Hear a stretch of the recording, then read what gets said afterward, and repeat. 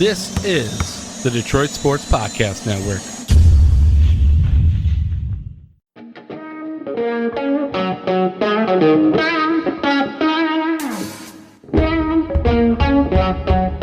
The biggest icon in podcasting.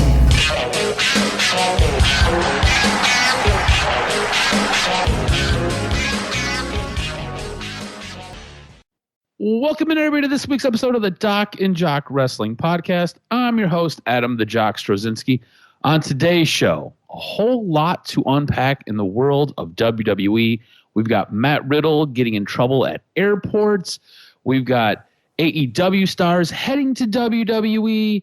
We've got the location for the Royal Rumble, as well as the Shield members running all of wrestling, the entire world of wrestling. The Shield members are running it. We're going to get into all of that. You're going to want to stick around for the news and notes because we got to break all of that down. Of course, we're taking a look at what took place with AEW, taking a look at what took place with WWE, helping me break it all down, digest it all, and give you the very best perspective. He's the one. He's the only. He is the Doc, John Macaroon. What's up, cuz? Man, so much to get into. It was a great week of wrestling.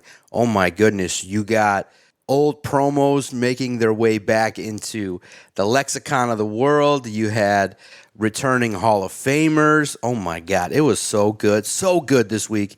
Really one of the best weeks of wrestling, I thought. I was hyped up, especially after watching WWE and Smackdown.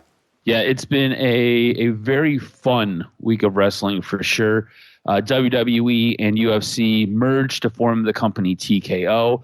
We'll discuss a little bit later on in the news and notes. And Doc, I'll need you to remind me just to kind of explain what Vince's role is with the company. I've read about it. I didn't add it to the news and notes. I didn't know how important it was, but I think it probably is important for those who don't know. So we should talk about that a little bit later on. We'll get into that. I think with the merger of WWE, UFC now becoming TKO, you're going to see a couple of different things. You're going to see returning stars. I think you're probably going to see more celebrity wrestlers making appearances, and we're going to kind of talk about that because SmackDown was highlighted by that. But you're going to start to see a few things changing on the WWE front, and basically kicking WWE off. It was Jey Uso again, and it appears that Jey Uso must walk a path where he has to earn the trust and the respect of everyone in the WWE locker room. It really feels like he showed up, I think it was last week, and Sami Zayn hugged him, and it was all good. And then KO's making him earn it. You're going to have Drew McIntyre make him earn it. You're going to have other people in this locker room make him earn their respect and their trust. It's not just given, it is earned. Is this really the best story for him? Is this the best utilization for him? Moving him over to Monday Night Raw, so separating him from Jimmy, and then having him kind of walk this path where he has to go and earn the respect. It appears to be one by everybody in the locker room. Yeah, I'm a fan of it. I think that you're seeing the crowd reaction really be strong.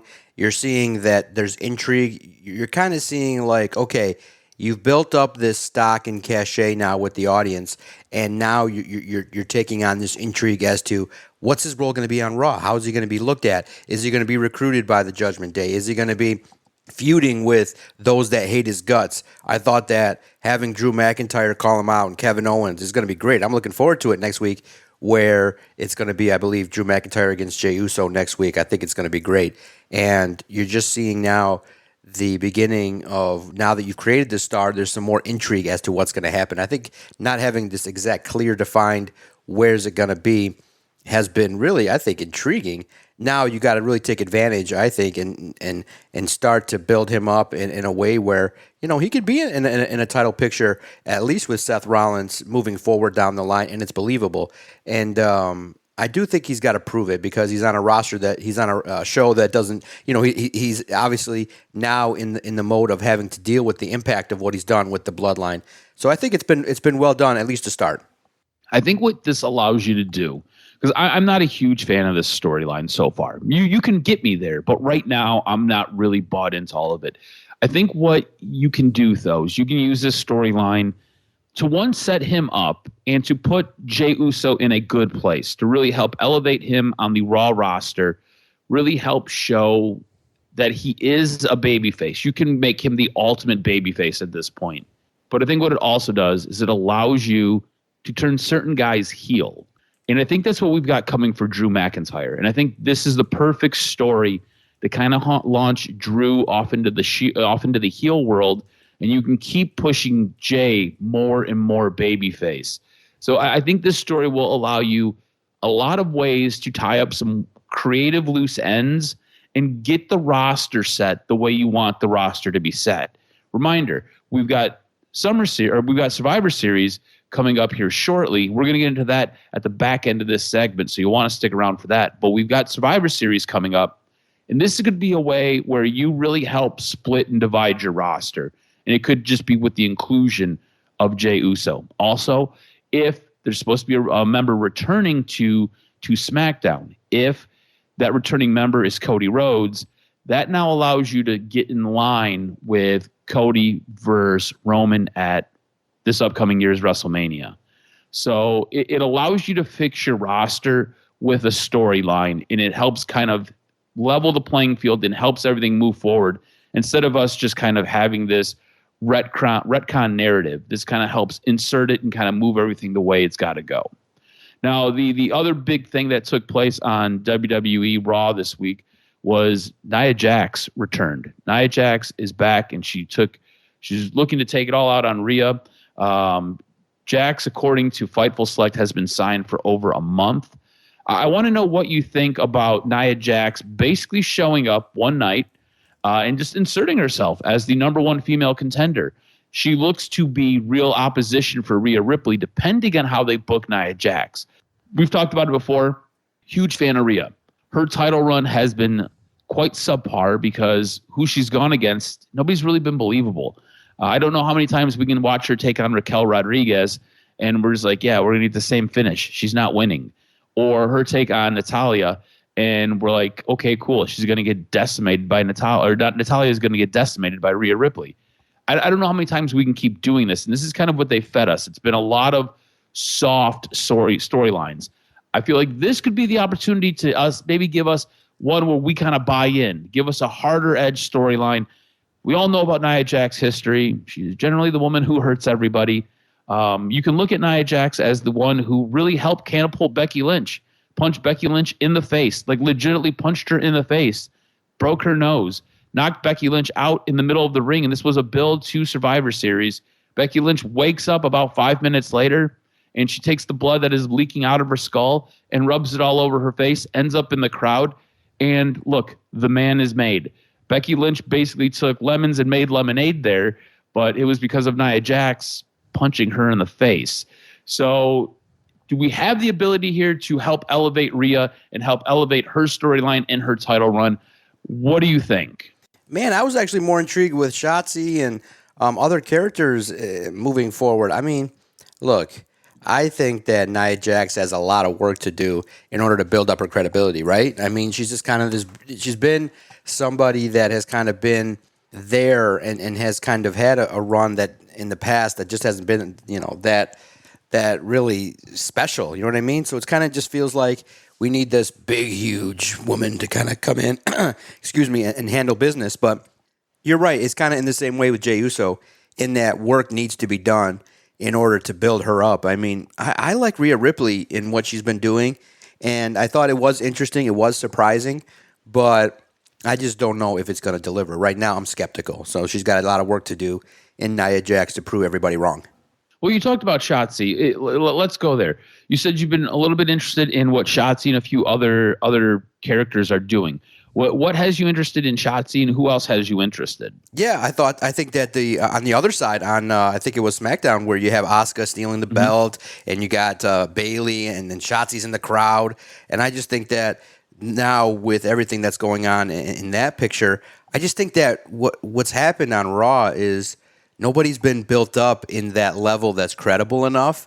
So I think you kind of see that they're forced to bring in somebody else that's this monster character to kind of offset the fact that you don't have anybody that you've established.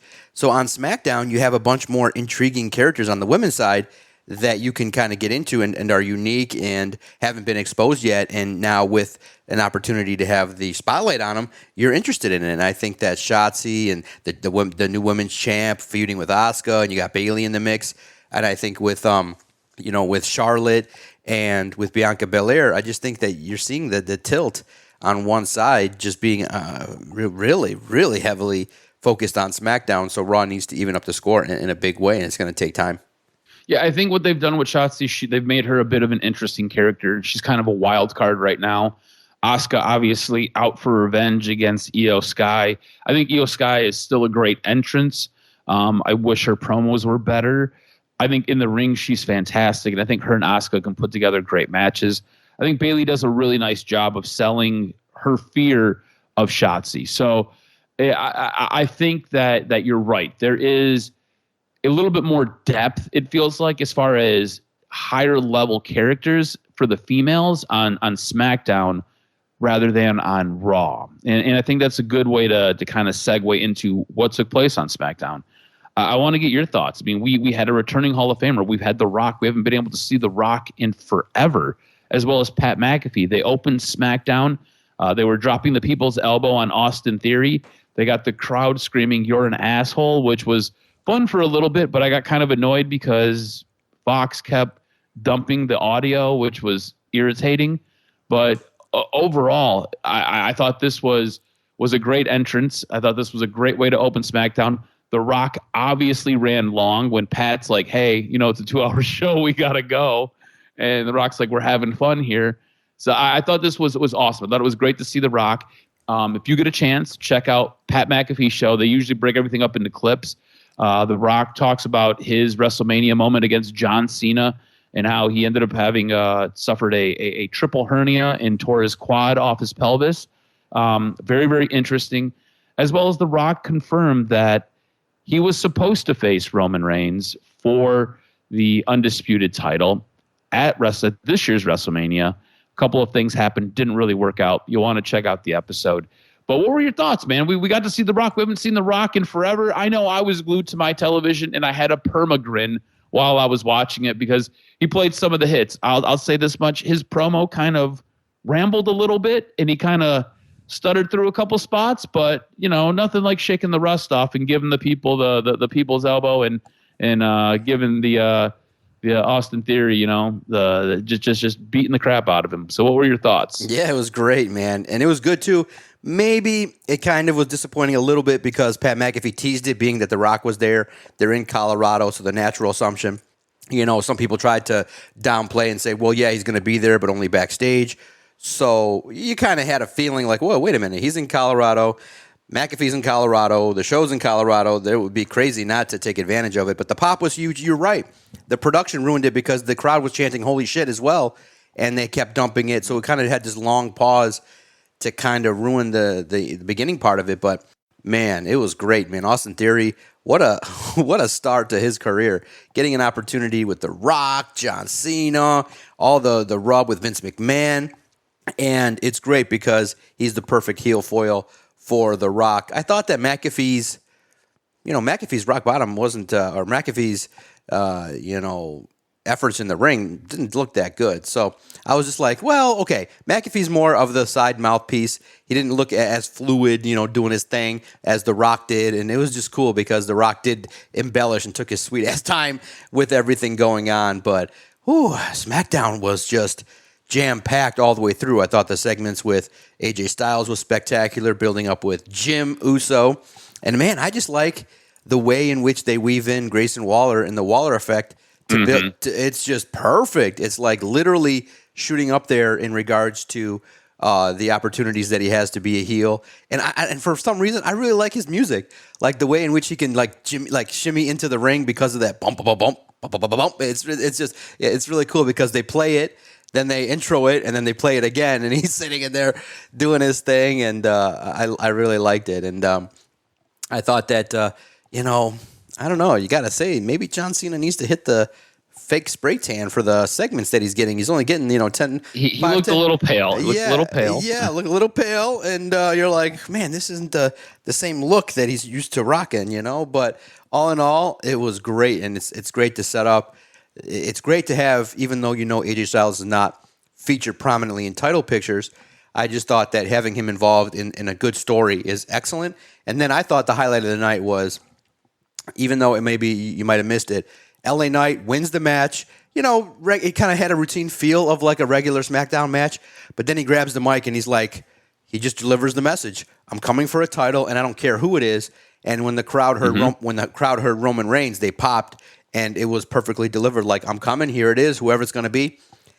In my mind, it feels like Gunther is the perfect guy to take the title off of because you can then elevate him, but he's on a different show. Yep. So it's got to be creative because I don't want LA Knight to be fed to Roman Reigns. It doesn't feel like there's a connection yet for What about him beating up Rey Mysterio? No. He's not. Doesn't have the same cachet, right? No. Doesn't have the same cachet. So for me, it's like, okay, there's 2 belts easily that he can hold that will be great. And I think the Intercontinental belt will be spectacular for where he's at.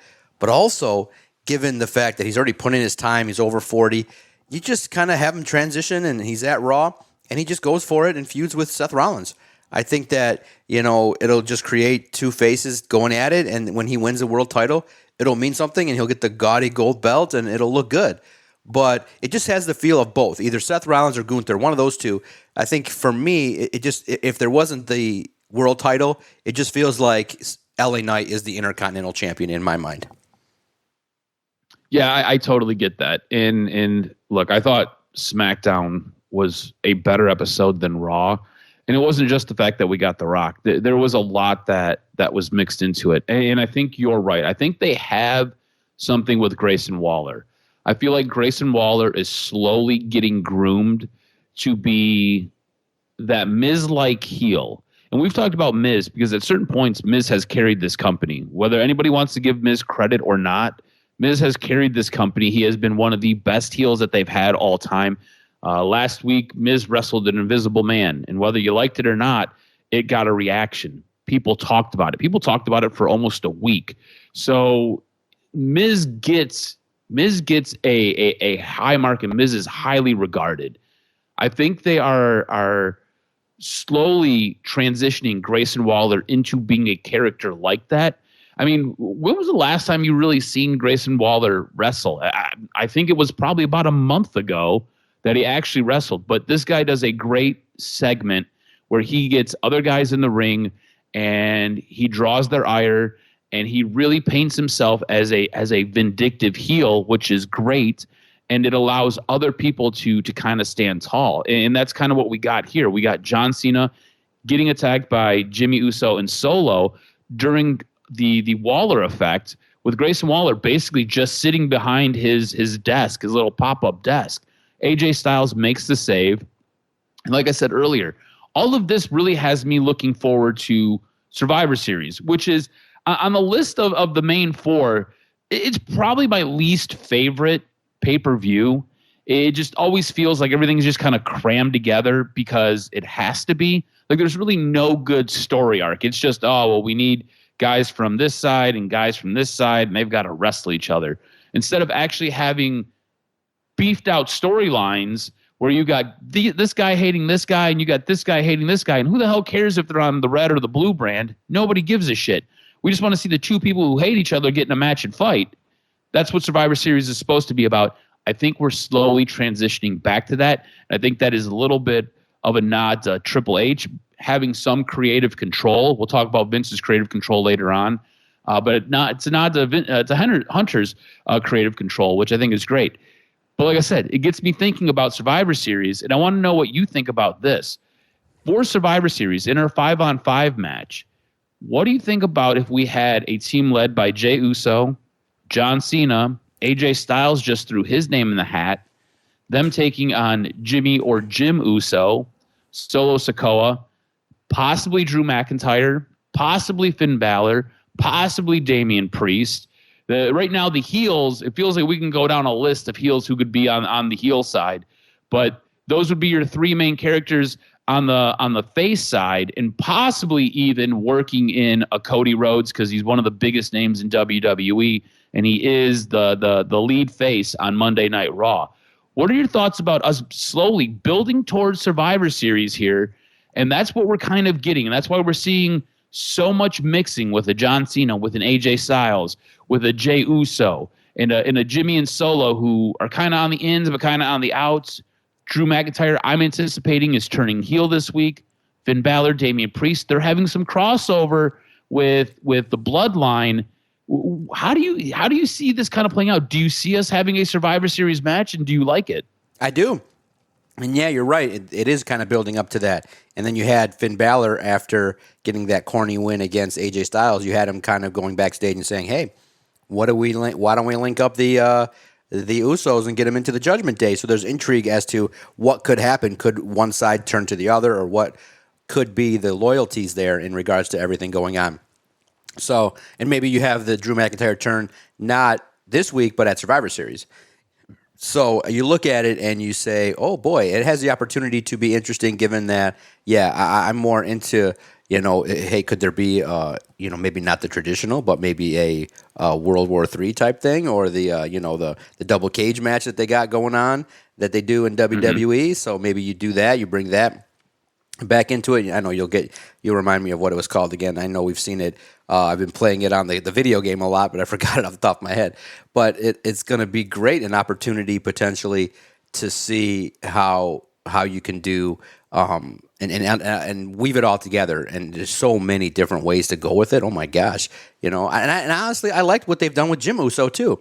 I feel like his development as a heel has kind of put him in the mix there on SmackDown to get attention. And when he interrupted John Cena, everybody booed and was really pissed off. So I think it's going to be really good. Yeah, I could see us definitely having a War Games match where you got the War Games, the double steel cage with the two rings in the middle. I think it would be interesting. I think this is a way you could go. And I do. I like us building this way. I don't like having it where it's Raw versus SmackDown just because it always felt so forced. Get dudes who don't like each other in a ring and have them go at it. It always makes for a better story. I thought SmackDown was fantastic. Again, book ended by Hall of Fame talent with The Rock and John Cena. I really felt like we are moving storylines along. We are building towards something. It doesn't feel like they just kind of gave us a show. I thought AEW was very similar, building towards something. They didn't just give us a show. I thought AEW Dynamite was really good. It really did feel like AEW Dynamite was highlighted and really built around MJF and what is now going to be Samoa Joe. They're set for Grand Slam. I want to know how invested you are in this storyline, because I know this storyline wasn't necessarily quick, but this wasn't your normal long-term build. This has only been about a 3 going on a 4-week build. And I thought initially they did a good job of pulling stuff from the past and really using a digital platform like Twitter to kind of show you what took place. And they did a good job in the ring of describing what took place. And then you had some in-ring action and you've had some backstage promos. And it kind of shows you a little bit of the intensity. But in the build for this storyline, I want a little bit more still. I'm invested in it because I want to see where this goes. But I want a little bit more. And honestly, I feel like this storyline could be helped by having another week, maybe even 2 weeks of build before we actually get this match. So I want to know where you're at with the MJF and Samoa Joe storyline that is set for Grand Slam. Yeah, it does feel like it's coming up quick, right? But man, MJF's promo was sick. How did he not? I don't know if did they do it in one take? Dude, that promo was not easy to deliver. And it harkened back to, because we joke about it all the time. We post it on our Twitter page at Detroit Podcast all the time. It's great to see the use of old footage and stuff like that. And to see, and I think someone online put it right, is like Scott Steiner made it so legendary because he stumbled through it a little bit. He had like because he was like thinking and everyone. He had about 4 mistakes in it, but he just kept on going. Right, and MJF delivered it flawlessly. It was crazy, and I just think that I can't wait to see it. It's going to be fun, and I can't wait to see what kind of match they're going to put together. I think that they're going to be violent, and Joe is notorious for working stiff, but I think that MJF is going to be really, really benefiting from having the opportunity to be with Joe. And I think that even if Joe takes the L, it's going to be great. Yeah, I wish we had more time, but look, in the end, this is kind of predicated on being built on the fact that there's some history and everybody wants to see the match, so you don't have to have the month-long build for it. And look, I agree with you. I think MJF is going to get a great rub from Samoa Joe, and I think this also helps. I think this helps introduce people who don't necessarily get to see Samoa Joe a lot, or are just not aware of the legendary career that Samoa Joe has had, whether it be in ROH or Impact or in WWE or NXT or even in AEW, where he's not on TV as much as most people like MJF. I think the issue with the neck, I think that is a great way to build this story. I think it does a fantastic job of kind of drawing a bit of correlation between what you're going to get in the ring, because MJF is going to target that, or Samoa Joe is going to target MJF's neck. The Coquina clutch is going to go around the neck, and that's what they're going to work the entire time. But also, as a byproduct of this storyline, you do have Adam Cole dealing with Roderick Strong. And Roderick Strong has been selling and feigning a neck injury for ever and a day. And I think it helps show where Adam Cole, where his loyalty lies. MJF is banged up and has a neck injury, and Adam Cole is at MJF's side. Roderick Strong has been complaining about a neck injury for months now, and Adam Cole hasn't been by his side. So I think they're doing a really good job of painting Adam Cole in such a way and using that to really help elevate his feud with Roderick Strong. So I think this story is very layered. I think it's very nuanced, and I think it's great storytelling that they're doing. But again, I wish we had a little bit more. Now, you mentioned MJF's promo, and in his promo, again, he references what Adam Cole is going through with Roderick Strong. Roderick Strong versus Samoa Joe was the match that got Samoa Joe into the match for Grand Slam.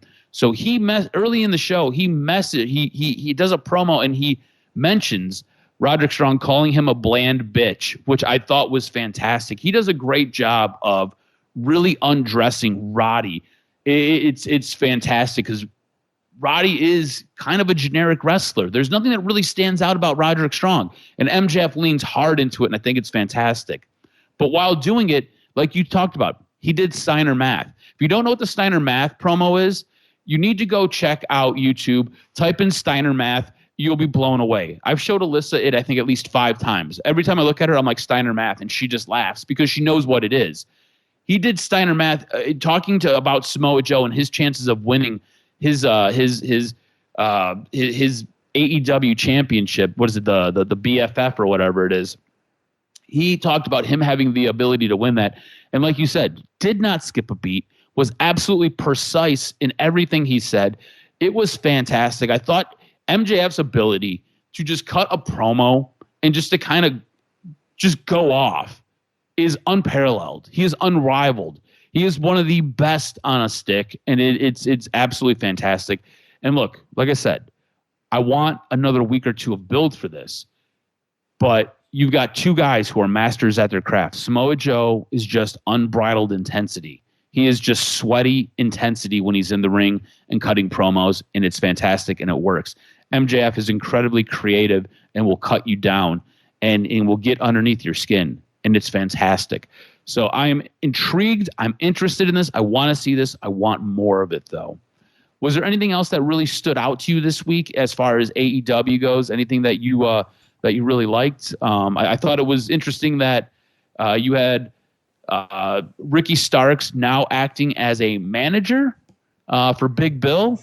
Ricky Starks a little bit beat up and a little bit suspended, so he can't wrestle, but he can be a manager. So that was an interesting way to get him some screen time. Anything else that really stood out to you that you really liked this week on AEW? Yeah, I'm really interested with Ricky Starks because there's starting to be some rumors that his best friend is potentially somewhere else and he could be joining. So I'm interested to see kind of how that is.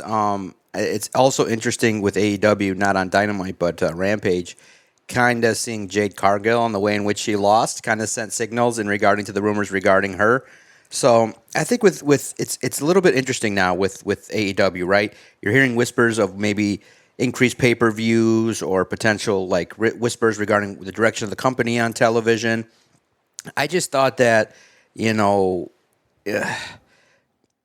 doing well in regards to the push that they're getting right now, but post 2 big shows, it doesn't seem like it's exactly where it would be. You know what I mean? Like when you're coming off of WrestleMania, it sets the tone. Like the Raw after WrestleMania, spectacular, and it sets the tone for the year. Yeah, you're at the top is good, but I think in the mid card, I'm not sure you're doing enough. I like Takeshka. I like everything going on.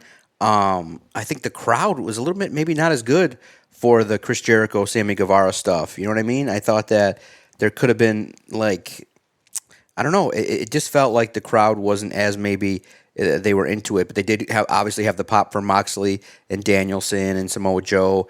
For Hangman, always does great. I look at it, I just say that they should have been a little bit. There should have been a little bit more. You know what I mean? It just doesn't feel like they're exactly hitting the stride. But they got some good stuff going on in regards to everything going on. And obviously Danielson's over, but we're hearing whispers potentially about his future that doesn't seem so great. You know, so we'll see what's going on with everything going on with AEW. But I just feel like they're kind of in like that little bit of a lull where everything's good and set, but it's not as like spectacular or like must see as you think it should be. Maybe after coming off of two of those shows, does that make sense? It just feels like it's there. They're doing their thing, but it's kind of now like, okay, we're now into the September Grand Slam, Arthur Ashe Stadium kind of stuff, and it feels like we're into the formula. But it's, you know, I just feel like there could be a lot more interesting feuds going on. But the ones that there are going on with Takeshka and the top and everything is decent. But I just think that maybe you're missing that one more must-see, like, oh, my God, it's MJF, and I definitely want to tune in for that. But everybody else, you can kind of go back, and if it feels like, okay, if I miss MJF, I'm going to be pissed. But if I miss everything else, it's like, you didn't miss anything impactful. Yeah, hey, look, and I think this is part of the problem with having the back-to-back pay-per-views. I think this is part of the issue that you end up running into is you don't give yourself enough time to build out storylines for one pay-per-view, and then you quickly follow it up with another pay-per-view. And look, both pay-per-views were very good, right? Not taking anything away from them. They were both very good. But storyline-wise, which is what you and I enjoy, storyline-wise, they didn't really do enough. They didn't really give you enough.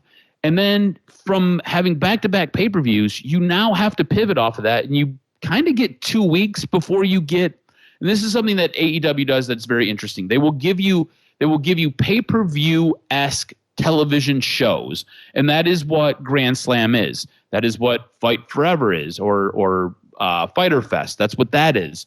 Battle of the Belts is something similar. They'll give you these pay-per-view-esque television shows, which I think it's a fantastic idea, but you need to be able to build to these things. You can't just have 1 or 2 week long builds for these large events or these big matches, because as a fan base, you don't have enough time to really get invested in the story. You don't have enough time to really sink your teeth into the story, because we're moving from this story, now we're moving quickly to this story, now we're moving quickly to this story. And I know it's an ADA or an ADHD nation, right? Everything moves so fast, and this, that, the other thing. You need to sometimes slow it down. Slow it down. Let us get invested. The longer the build, the better. Some of the best storylines that AEW has done, they have been what have felt like forever builds. They have been builds that have felt like they have taken months and sometimes close to years to get us to where we want to be. And they deliver, and they're the best stories. You know, New Japan does a great job of that. New Japan will basically, beginning of the year, beginning of their wrestling season, it'll basically be Omega, Okada. And then those guys, over the course of an entire year, will fight 3 times. And it is all build for that final match that'll take place at Wrestle Kingdom. And it'll blow the roof off of Torrican Hall. You know what I'm saying? And so, like, you need to do that. You need to give us longer builds, more substantial builds. You can't just kind of pivot and wing off of this one, off of that one, and just kind of give us these short stories. It doesn't necessarily work, and I think that's kind of what happens, right? So this MJF Samoa Joe storyline, we've been building now for about 3, maybe 4 weeks, and that's why it feels like it's got some substance. Everything else has just kind of been, here it is. It's very quick, you know. I think next year, and I think Tony Khan will have a better idea and a better understanding, and I think his locker room will be in a better condition for this. What you can do is you can have kind of two different sets of storylines going, and one ending at All Out, and then the other set ending at All In, if you're going to go with these back-to-back pay-per-views. The problem is you then set yourself up for a really tough road going ahead, because now you've had two storylines ending in simultaneous weeks. You now need to start to build quickly towards something, especially if you're going to have a Grand Slam show. So he's got to figure out a way to kind of pace his storylines. If that means taking one or two matches off of the pay-per-view so we don't get a 5 or a 6 hour pay-per-view, we only get a 4 hour pay-per-view, then do that, because you can kind of push those things down the line to the next week, or you can push those down the line to 2 or 3 weeks from now, and it'll give you a better product overall. It's all about pacing. I think he's got to kind of work through that and figure that out. So it's going to be a work in progress.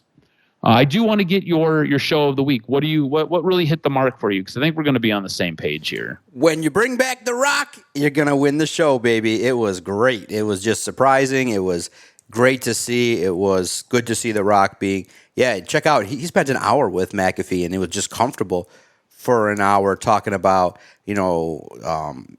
his businesses, what he's been doing, kind of how he's built XFL, stuff like that. It was a good ranging hour interview, and it was fun.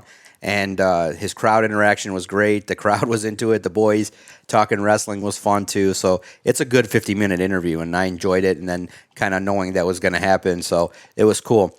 So obviously, SmackDown is the show of the week by far. Yeah, for sure. I mean, you bring The Rock back. You got John Cena. You've got multiple storylines getting set up, and it really does feel like we are building towards Survivor Series, which is great to see. It's not like it's going to be rushed this year, and it's not going to be red versus blue. It's going to be dudes versus dudes, which is great. So for sure, SmackDown. You want some news, notes, and maybe some rumors? Hit me with all this week's professional wrestling news and notes and some rumors. Can't wait. What made your list?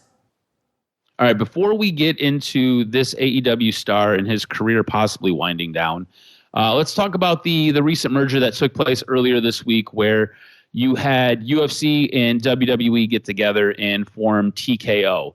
WWE and UFC are now one company. In doing so, Vince McMahon has final say as far as creative goes.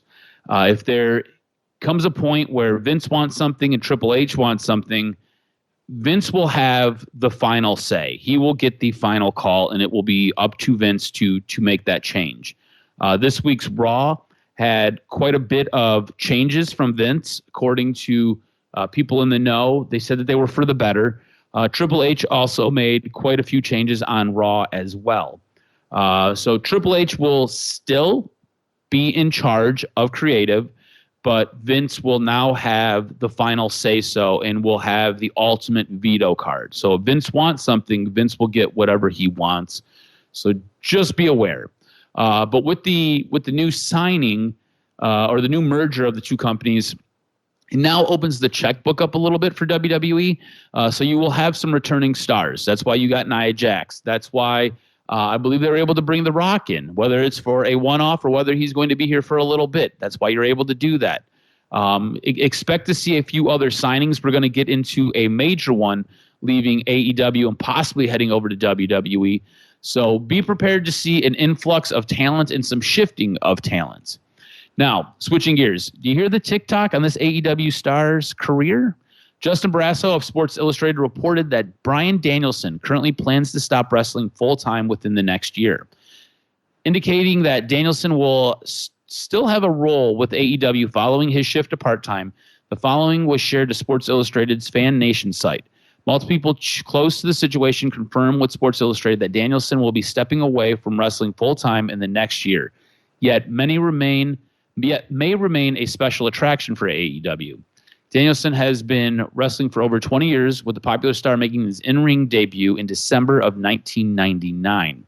Notably, he retired from in-ring competition in early 2016 due to a serious injury, but was cleared to return in 2018. Now, Matt Riddle was getting a little felt up and didn't like it. WWE star Matt Riddle has claimed that a Port Authority police officer sexually assaulted him at the JFK International Airport in New York. Riddle shared an Instagram post last Sunday, September 10th, to make this allegation.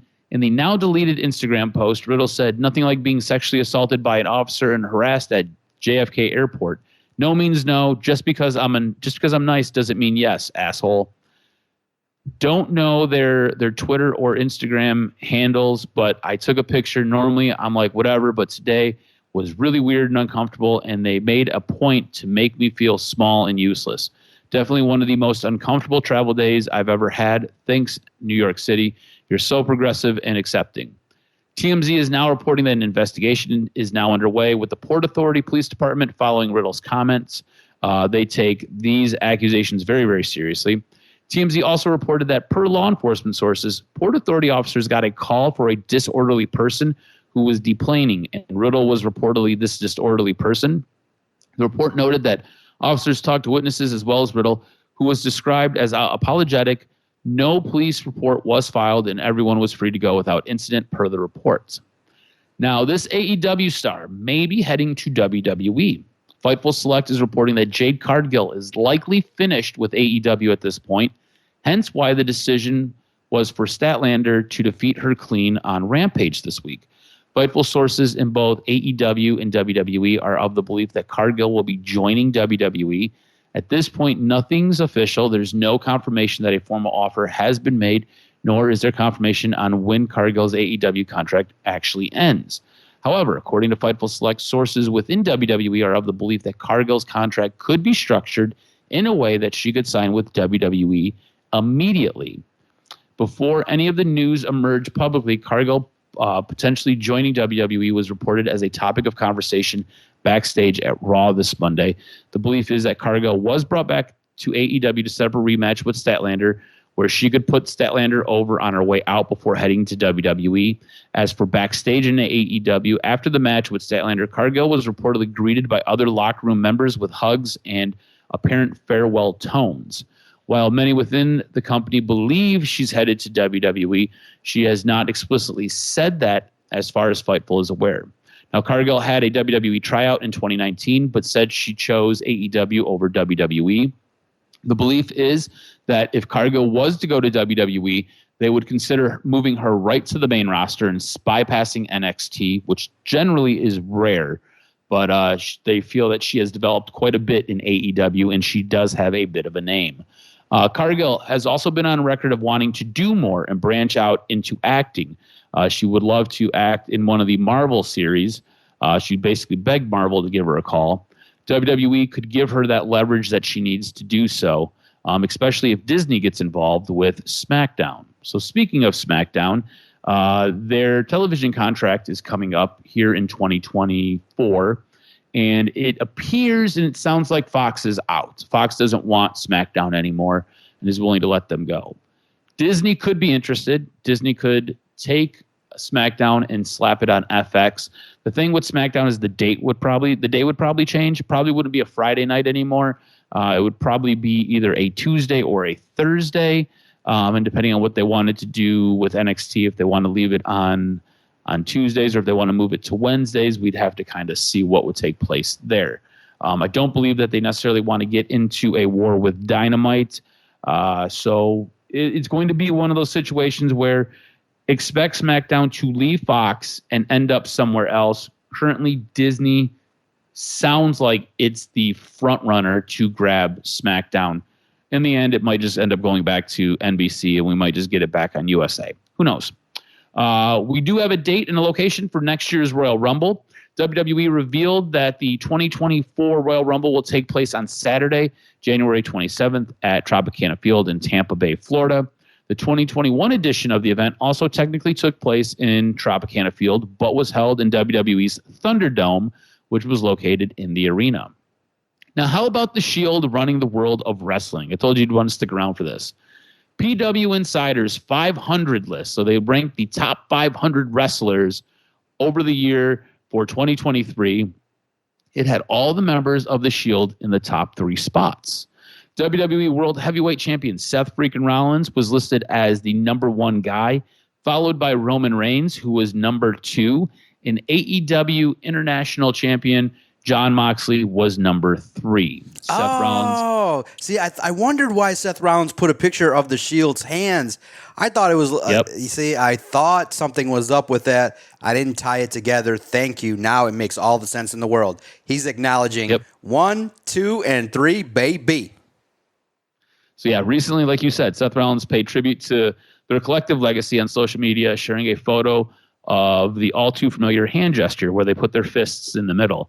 I believe MJF ended up ranking 6th. I think that was probably the most interesting on the list. Every year they do this. It's usually a pretty good list. It creates a lot of debate. I don't think anybody has an issue with 1, 2, or 3. I think all those guys make a very fair case to be in the positions that they're in. But that's going to do it for this week's wrestling news and notes. Make sure you follow Adam on Twitter at AdamRSTROZ. Follow the network at Detroit Podcast. Real quick nod, I think it was Impact 1000. Lots of reflection people have been doing over the years regarding Impact. And also, too, just a small nugget. It was interesting to see a little bit of the business side of wrestling. You got a chance to see that this, they call it the SEC report that kind of dictates a little bit of what is talked about in the company regarding, you know, who the WWE views as competitors. I think they damn near listed every UFC and MMA organization. They listed All Elite Wrestling. They listed everything but MLW. Was funny. People noted that. And then one last thing that was of note, too, because they asked Nick Khan in this whole merger situation about CM Punk, and they did the whole future endeavor thing. He's like, well, we appreciate the contributions of Phil, but we wish him all the best in the future. Kind of indicating that, hey, we're not going to probably be dipping in the waters of Phil Brooks anytime soon. Yeah, I thought that was interesting, too. I did, yep. And then you got a chance to see that, of course, Nick Khan, which is interesting because, you know, we've talked about Vince. We've talked about Triple H, who got a $5 million bonus and all this kind of merger shit, and he's obviously getting paid. But Nick Khan made $15 million on the bonus, and he's just a real big influential figure, and it's crazy the way in which his influence has put a mark on it. And I'm going to do more research on this dude because he showed up in the Stephen A. Smith book as an agent of a lot of the top talent that showed up on ESPN. He's an interweaver, like everybody knows him, and he's just been this entertainment figure that everybody just really respects at a high level. And his influence in the ability to make a business move in a merger like this has been really fantastic. So this is a figure that, you know, obviously is more on the business side of things, but you got to look at it because he has the ability now to influence the marketing of WWE, the way in which it's going to be worked together, the global growth or how it's going to go, maybe even potentially changing the pay-per-view model that could be to try to drive more revenue. So the man is influential, and to hear that Vince McMahon still has the bottom line creative control, yeah, he's going to have a seat, and I get it that they want to keep Vince's brain around and everything like that, but it's just time. If you're Triple H, you're like, dude, when do I get my chance to just run the damn show? I mean, his mind is great. Like, you see Gunther, you see some of the biggest stars in the world are influenced, but I get it that, you know, obviously, and if obviously he's going to lean on his father-in-law. It's not going to be ever totally separate. If you want to laugh, okay, some of y'all are creative on Twitter. There was a picture of Vince and Triple H and the day of the merger, the official day where Vince lost control. Someone put a pink do-rag on Vince's head, and it looks fucking hilarious. If you get a chance to see the photoshopped of Vince, it looks great. You will laugh. It's very, very funny. And then the other thing on social media that I thought played well, LA Knight in high school, fucking hilarious. Those TikTok videos you guys are doing, very creative. I'm not dipping my toes in that kind of creative endeavors. But those of you that are, you're doing good shit, man. They get shared all the time. We all see them. They're fucking hilarious, and the LA Knight High School was fucking hilarious. So a lot of good content. That was so funny. I've seen that one. Yes, a lot of good content coming out in the world of wrestling, and that's why we're great to be part of it. Even got real fast before we bust out of here, I even got a sports hater who hated one of my Lions takes or stupid questions that I threw out there that blew up. He's like, wait a minute, did you make an LA Knight reference? I hate your sports, but I'm going to follow you anyway. And I'm like, yeah, that was LA Knight. And he's like, okay, I can respect you now. I'm like, Okay, so we gained an extra follower this week because of my shitty Lions take. So the world of wrestling has treated us good. We always love weaving it into our sports take. It's a big influence on our life, and I love just posting the memes and the posts and all that stuff. So make sure you follow us on Twitter at Detroit Podcast, at Adam R. STROZ. Follow the network.